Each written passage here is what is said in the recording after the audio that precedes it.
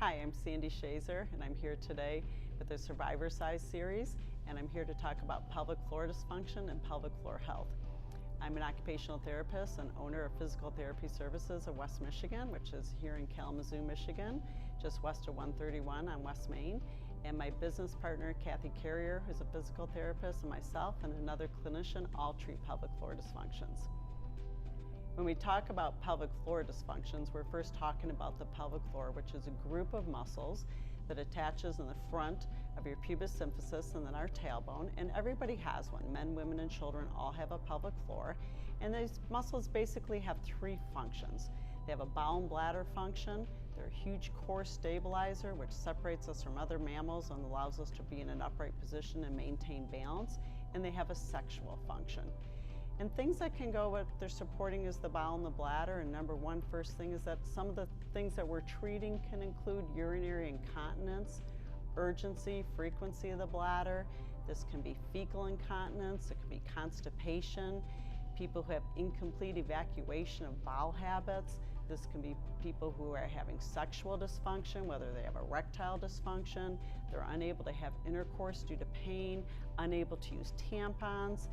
This can be just plain pelvic pain that they're having. It can be, some men have pain in the penis or pain in the scrotum as well. And all these are related to the muscles of the pelvic floor. Most of the time when we get a referral from a physician for pelvic floor rehab, and the very first thing you're going to do with a therapist is spend a lot of time getting a history of what's been happening. After that, we are going to do some examination, which will typically include some internal examination as well. And most patients will say, why am I going to a therapist for pelvic floor dysfunction if I'm having trouble with bowel and bladder? What's a therapist going to do for that? And what we always tell patients is we treat muscles all day long. We are treating muscles with different parts of the body that basically have, whether they're too tight, whether they're weak, and the muscles in the pelvic floor are the same as any other muscle. So we have a saying that a muscle is a muscle is a muscle. It just happens for some people to be in an awkward place. So as we get started with the evaluation, and then we can determine, do we have a muscle that's too tight and it's overfiring, or do we have a muscle that's too weak and not doing its job, or do we have a dyssynergy problem where the muscles aren't doing in the balance? If you think about the pelvic floor muscles, they have to be able to really have a very coordinated effort. Okay, normal bladder function is typically when the bladder is full of about 2 cups of urine. It signals the brain that it's full. And you don't think about it, but your pelvic floor contracts and then it inhibits the bladder. This is why oftentimes when people say, boy, I had to go to the bathroom about an hour and a half ago and I haven't gone yet. That's when you've got a really well-working pelvic floor. It's not a habit you want to be into on a regular basis, but typically as sometimes people are aging or have some changes or dysfunction, all of a sudden their bladder tells them that they have to go to the bathroom now. They have an urgency, they go to the bathroom, and what they're finding is, boy, that was only a couple tablespoons. I can't believe that I had to go to the bathroom at that point. So it's showing you there's some dysfunction going on with these muscles. They're not able to fire, to shut off or inhibit that bladder. Typically when we talk about defecating habits, when stool first hits the rectum, it gives you a signal that you have to defecate. Most people are a little bit more cognizant that they have to defecate and they want to go right away because everybody can be afraid of pooping their pants or having an accident. But when we go to the bathroom, it should be all about relaxing, not a lot of bearing down, not a lot of pushing. And I always say that a lot of patients come in and they say, nobody ever taught me how to poop or pee properly or how to do these things or how to do that. And I always say, nobody did that because they only applauded when we did it in the right place, but nobody ever said, are you doing it correctly? So there's a lot of different history that we're going to get in the clinic of what you're doing. Most people don't understand that it's not proper to sit on a toilet to defecate. This is anatomically incorrect. We really talk about the squatty potty that everybody's seeing right now. And what happens with that is that once the knees are higher than the hips, the puborectalis ligament laxes, the rectum drops, and it's much easier to defecate. You don't have to do all that pushing in order to get stool out. So when we talk about the pelvic floor, the muscles have to be able to contract and relax appropriately for these 2 basic functions to happen. Then we talk about the core stabilization. These muscles work very well with all the other core stabilizers, which can be a lot of your abdominal muscles, a lot of thoracic muscles that keep us in an upright position. And I always tell patients, if you're leaking urine when you lift something or when you cough or laugh or sneeze, The other core muscles have a job to get stronger too. So if you're lifting something very heavy and you feel that little downward pressure in your pelvic floor, then you're leaking urine at that time. But if your other muscles are very strong, they can take some of the brunt and not always push it into your pelvic floor. Most of the time, if somebody's really has great cognitive abilities, they're independent, the number one reason they're going to end up in a nursing home is a fall. So it's really important that everybody's able to maintain their core strength and be able to work on this pelvic floor as one of the great supporters of that core strength as well. Lastly is sexual function. I mean, today many people are quite surprised that they can't have intercourse, that they have pain with intercourse. None of these things are normal. If you think about the pelvic floor, the average vagina is about 4 inches long, the average penis tends to be larger than that, and then you have thrusting of two people. How is this muscle really accommodating? And if this muscle's overfiring, it's not going to be able to accommodate that. I have patients who are unable to use tampons, patients who are unable to get an erection. What is an erection? It's blood flow. Well, if you've got a tight, tense muscle, you're not going to have blood flow to that area. So all of these things are just different stuff that you're going to discuss with your therapist, and then they're going to set up a treatment plan once they do the examination and figure out exactly what is going on here. When we talk about the pelvic floor, we always are evaluating strength of the pelvic floor. As therapists, every muscle in the body we put on a 0 to 5 muscle scale. So 0 might be that I had a stroke and I can't move my arm and I don't have any muscle contraction. 5 for my arm would be you can give me maximum resistance and I can hold my arm there. In order for somebody to walk who might be just struggling as they're walking, they have to have a 3+ out of 5 in that strength scale. And if I evaluate somebody's pelvic floor and they have a 1 or a 2, I tell you, your pelvic floor isn't even at the bare bones minimum of walking. I mean, you can see why it's dysfunctional and why it should be a much higher strength than that. Basically, for a lot of patients, there's a lot of question and concern. How do you fire the pelvic floor? How do you perform a Kegel exercise? I often have conversations with a lot of OB-GYNs in town, and they'll say, why when I ask a patient to perform a Kegel are they bearing down? And a lot of the colon rectal doctors I speak to say, why when I ask somebody to bear down do they do a Kegel? It's not a muscle that we can see. It's not like I'm contracting or relaxing my bicep. I can't see this muscle. I think I'm doing it right or wrong. And a lot of times in therapy we can do different things to help facilitate that. I always say, it doesn't surprise me because if I know if I was trying to look in a mirror and wiggle my ears, I could sit there all day long and I'm not going to be able to find that muscle. So it's just not something to be embarrassed about or uncomfortable about, and it can improve. Sometimes we're going to use some different techniques. I can use a tapping technique on a muscle and get that muscle to facilitate, or we can use some electric stim to help that muscle facilitate and be able to fire and be able to get the strength that we need. Some of the other things that your therapist is going to talk to you about is your fluid intake.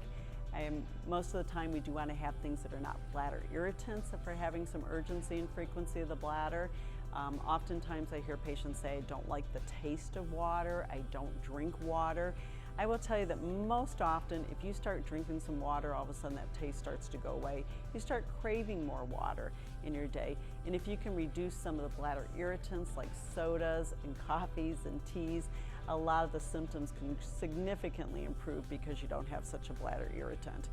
It's really important for people with bowel habits to also understand that if you're drinking caffeinated or carbonated beverages, oftentimes you are dehydrating the body as well.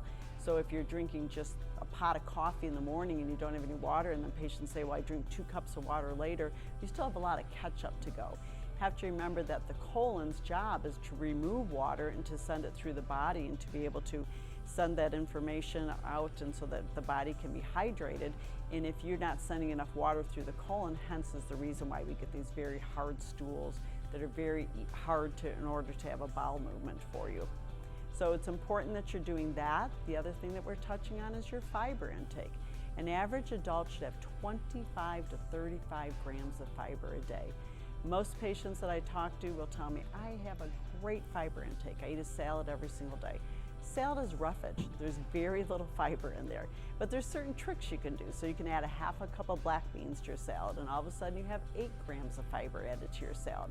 There's just little things. You're having a really bad day and you've been on the run, well, come home and maybe eat a cup of raspberries. There's 8 grams of fiber in a cup of raspberries. So you want to be cognizant of some of our food choices. Fiber can be very helpful. It can be very helpful because it can bulk your stools, and it can also help speed your stools through the colon and help you with your bowel habits as well. What we normally find is that a lot of constipation, people accept that and say, I've always been this way. That doesn't make it normal. If your pelvic floor is holding up that stool all the time and you haven't had a bowel movement for 3 days, it's going to be really difficult for your pelvic floor to be able to contract and relax for your bladder. Most patients will admit that when they're really constipated, they have a lot more urine leakages. They have a lot more problems going on for them. So it's very important that you look at some of these very basic things, like what are we putting into our body and expecting our pelvic floor to function properly. One of the things that we do in our clinic is we do treat men, women, and children for pelvic floor dysfunctions. Everybody has a pelvic floor and everybody can have complications. So it is important for people to be able to do Kegels and to be able to strengthen those muscles properly, but it's also important to be able to relax those muscles. When we're having a bowel movement or we're urinating, we don't empty the bladder or we don't empty the rectum if we don't have the ability to relax the muscles as well. So after we start getting into treatment, there's different things that we're doing. Oftentimes in the clinic we're using biofeedback. I'm giving patients either a vaginal or an anal sensor, or at times they can use surface electrodes. It's a form of EMG where we're using a computer and patients are looking at that and can see exactly what their muscles are doing. There's a normal resting tone for a muscle. So if a muscle is really contracted and firing all the time, you're going to have an exhausted muscle. When a muscle relaxes, blood flow, sugar, and oxygen comes into the muscle and allows it to rest properly. So if you have a muscle that's continuously fired up, it's going to be fatigued very quickly and not be able to do its job. Then we have a normal strength function. Patients are often pretty surprised and feel a little deflated sometimes on the first visit. If they say, boy, you're telling me my strength is about 1/3 of the strength it should be to have normal pelvic floor strength. And I'll say, you know what, I think I look at that as a great opportunity for improvement. So I don't fret about that. This isn't a shaming process, but this is just a snapshot in time. The other really nice thing about biofeedback is we don't all of a sudden start doing exercises, even though it's kind of like a diet where we all want to diet for 2 days and lose 5 pounds. The same thing doesn't happen when we're strengthening a muscle. You don't have quick functional changes. But one of the things with the biofeedback is we can see these very minor changes that you're doing the right thing before we get to the functional improvement that you want to have. So typically when we're seeing a patient in the clinic for pelvic floor dysfunction, we're seeing them once a week. We're going to go ahead and we're going to work on some strengthening with them. Typically if they need strengthening or relaxation, sometimes we're using different treatment modalities. We might use some electric stim, we might use some dry needling techniques, different forms of exercise in order to get the results that we need. We're going to start working on a lot of flexibility. If you think about that pelvic floor is going front to back, the hips can act like a suspension bridge. So if you've got a lot of hip tightness, and what are most of us doing in an average day right now? A lot of sitting, which gets our hip flexors very tight. We're not able to do the things. It can act like a suspension bridge to that pelvic floor and even make it tighter. So we're going to really work on a lot of opening up exercises for the hips and things. And then we get into core strengthening. One of the things that we like to do is be able to give patients a really good home program, some simple things. Stability balls are great. We can go ahead and work with people of how they can do some simple things in their house and get their balance better for them, or their core muscles, which is synonymous with that. Then we go ahead and work on different areas. One of the things that piqued my interest in yoga with pelvic floor dysfunction is a lot of the literature talks about this. And a lot of the literature supports, especially even with men with pelvic floor dysfunctions, that doing some of the stretching, some of the core stabilizing through yoga, and a lot of the breath work can really help your pelvic floor and maintain that. One of the things with yoga is that I like to encourage people to find a proper yoga class in their community. First thing you should do is talk to your physician about whether you can participate, especially if you have a lot of spinal issues like some stenosis. You don't want to get into any back extension, or if you have some problems with blood pressure when you have positional changes, or some patients have vertigo. You want to make sure that you're in a safe situation. One of the things with yoga is there's all different types of yoga. I don't think it's typical for an average person who's maybe in their 60s or 70s to go to a hot yoga class, so it would probably be really uncomfortable. But there are yoga classes, and they're all over town of where you can go to and find the right place for you to go. So the important benefits of utilizing or participating in yoga for your pelvic floor would be the breath work, the flexibility, and the core stabilization. First thing I want to talk about is the breath work. Many times when you're looking at whether you're going to urinate or defecate, you want to make sure that you're really relaxed. That's how these muscles work properly. So if somebody's running around in the sympathetic nervous system or the fight or flight nervous system, they're doing shallow chest breathing, they're not able to relax their pelvic floor and be able to do that. Now, a lot of times I always go back to like Lamaze. Why are we doing breath work? We're relaxing pelvic floor so a baby can pass out of there.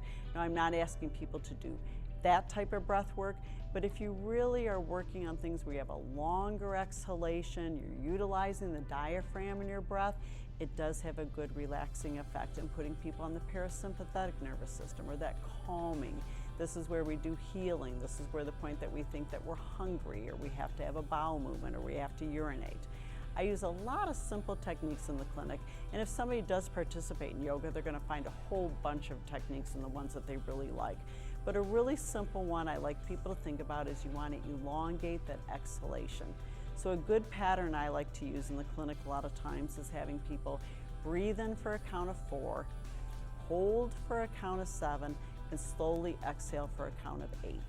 If you're running around and you're very wound up and you're on your sympathetic nervous system, I will guarantee you're going to get to about 4 on that exhalation and patients are going to go and try to breathe in some more air that way. So you really want to practice this. Practice this when you're calm. Practice this when you wake up in the middle of the night and you can't fall back to sleep. All of this practice on breath work will make you a lot better at it.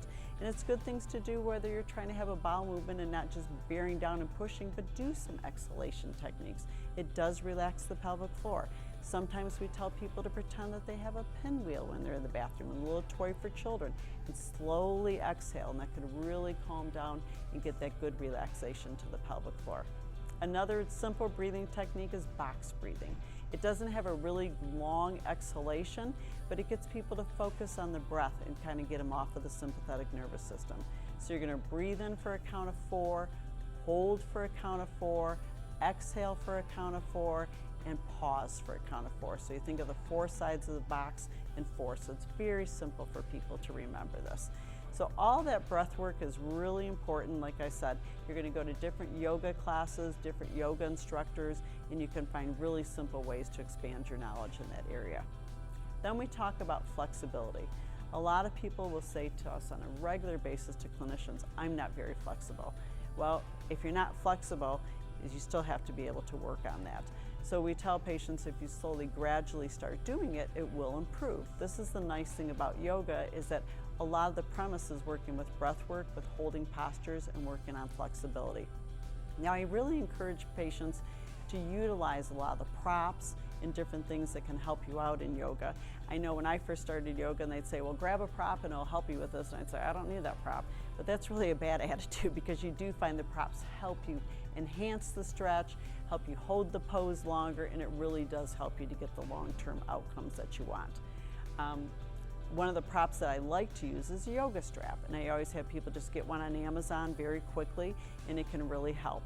So when I go back to the things I talked about earlier about the hips and how it can act like a suspension bridge, one of the first things we're doing in the clinic is always talking about doing some hip stretches, and I'm going to demonstrate some simple ones with the strap that we often use in the clinic in just a little bit. But I also want patients to think about if you are doing some yoga and you really have a lot of tightness, think of the word yin, Y-I-N. That's a stretching yoga class. So you don't want to be going into a power yoga class if you really want to get more involved in some stretching. Some of the props can really help things. The most important thing we need to remember is that we are sitting an extensive amount of time right now. So we have to be able to open these hips up and be able to do some different things. Okay, I talked about some of the yoga props. And one of the simplest ones I like is just a yoga strap. This is a yoga strap. You can just get this on Amazon. I'm even thinking Five and Below store has these, or sometimes I even have patients just use belts to help them with some of their stretching. Another one of the props is a yoga block. These usually come in a set of 2, and you can buy these just about anywhere, again on Amazon or any of the stores in town that sell any types of sporting goods, and this can kind of help you with some of your stretch or also help you maintain certain positions in yoga. And lastly, I've got a yoga chair, And for a lot of patients, they can be really intimidated by some of the balancing poses and things, but the yoga chair can really help them be able to maintain a position and feel a lot safer about it. The yoga strap can really help people a lot, especially with a lot of the hip stretching exercises. For an average person beginning yoga, they might not be able to reach their toes. So this can be a great way to go ahead and strap that around the toes there. Usually want it at the base of the toes, and gently be able to pull up and do some stretch. Hamstrings is one of the muscles that typically get really tight and do a lot of tilting of the low back and the pelvis. And so you can sit in this position and just really relax the upper body and breathe into that stretch and get a lot better stretch and not be pulling too tightly. Another one is the hip adductors. So typically we're going to go off to the side, maintain this pelvis in this position, and just kind of breathe into that stretch very slowly. But lastly, we really work a lot on the IT band where you're coming across. This is a group of fascia that's coming along the side here, and getting a person just to breathe into that stretch as well. For a lot of patients, it's a very universal position to be able to sit on the floor when you're talking about yoga, but many people are really uncomfortable with that because they have really tight external rotators in the hips. And this can be very uncomfortable, and they feel like, how can I sit if I can't do the basic things in yoga? Oftentimes a block or just elevating the pelvis is really going to make that a lot more comfortable for somebody. You can use even a larger bolster or 2 blocks and sit in this position, and all of a sudden it gives a slow stretch to those external rotators, but it doesn't put a lot of pressure in that area. The other thing that you can do with a block is a lot of times when people are doing some balancing positions and they might be going down where they're coming into a position, they can come into the floor and open up a lot better because they're able to use that block when they can't reach their hand down to the floor. Some of the stretching can really be enhanced with a yoga block. So if somebody's got their hands here and they can't put their feet on the floor and start stretching some of these hips and that feels really tight, you can use this block and go ahead and come back and really get some nice stretch to the hips and low back. Lastly, I've got a chair, and a lot of times for people who are beginning yoga and a lot of the balancing stuff, they're very uncomfortable, but the chair can be a great way to transition. There's a lot of chair yogas in different communities, and if you just look those up. So one of the things I look at is sometimes you having a chair or having a bar, and even just doing simple tree pose. If somebody's uncomfortable with this, they can put their finger on there and slowly start to work into getting into just being able to balance on one foot. Another one of the poses is if you're getting into a warrior 2 pose with somebody and they're holding this position, it can be very uncomfortable, and you're holding that for a period of time and somebody might feel like they're going to fall. In chair yoga, you can gradually work into that same position and utilizing that chair and coming back, and if you get uncomfortable, you can just sit down. It doesn't feel like you're going to have to fall, and you can really be able to enhance your ability to maintain those core muscles. One of the other questions we really get frequently is, how often do I have to go to therapy for this? Most importantly, especially with pelvic floor dysfunctions, we're giving you a lot of things to do at home. So each one of your visits, you're coming in and getting a lot of new information, new exercises to perform. And we really work with our patients. You know, if somebody comes in and says, hey, my insurance has a really high deductible and I'm not going to be able to come for a long period of time, then we're going to go ahead and curtail that program and just say, make sure you're doing things that I'm giving you, and we'll start separating the visits. On average, I would say that we're seeing most of our patients for about 8 to 10 visits for a pelvic floor dysfunction, depending on the severity of it and different things that have to happen. At this time, if you have any further questions, please feel free to reach out to me and my team. We often have a lot of patients who call the clinic and just want to talk to a therapist initially before scheduling and finding out exactly what and where and why, and when they would come and participate and how this would work for them. That's completely fine with us. And just thank you for your time today.